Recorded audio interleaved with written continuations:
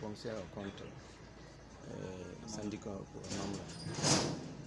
When syndicat two get on Jetta, whenever two na ko good for to million in Jama, two na Canada 101. Two na Canada can wonder and Labo and Kaziaman and syndicat on me Canada. Sandika ko ngay bum kay zemza ton me he bon ya ton na sandika lambala mehmane de bulene bum ne bala ti wonne angada kala ko problem ne beton me yakan wele kali sandika he ko ngay bum kabe 2 millions be.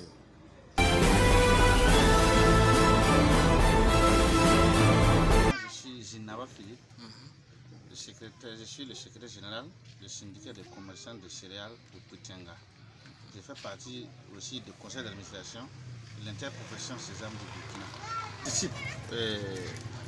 Souvent au niveau de la fixation des prix de céréales de sésame, ici au marché des céréales, nous faisons en sorte qu'il n'y a pas de désordre au sein du marché.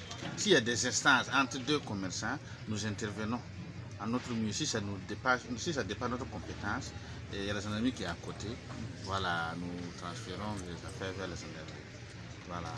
Sinon, le rôle même du syndicat est de réunir tous ceux qui viennent au marché, que rien ne les affecte. Vous savez que c'est un marché sous-régional. Après le marché de Kano au Nigeria, c'est le marché de céréales de Poutianga qui suit.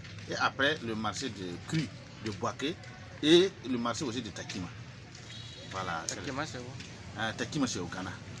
Voilà. Vous allez voir que le jour du marché de Poutianga, et le Ghana vient, le Togo vient, les Maliens, les Sénégalais qui sont intéressés par le tamarin. Peut-être que quand vous allez tourner, vous allez voir les véhicules sénégalais. Donc c'est un marché sous-régional.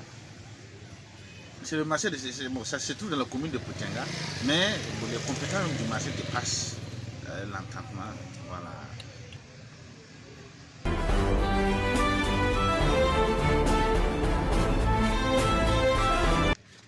Voilà.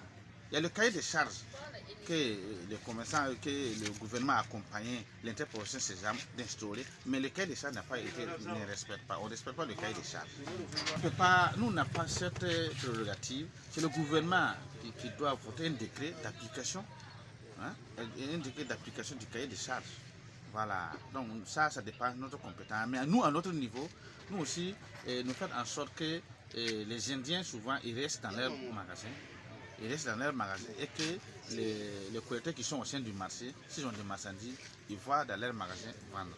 Voilà, c'est ce que nous tentons de faire, mais souvent on n'arrive même pas parce que la loi ne nous protège pas.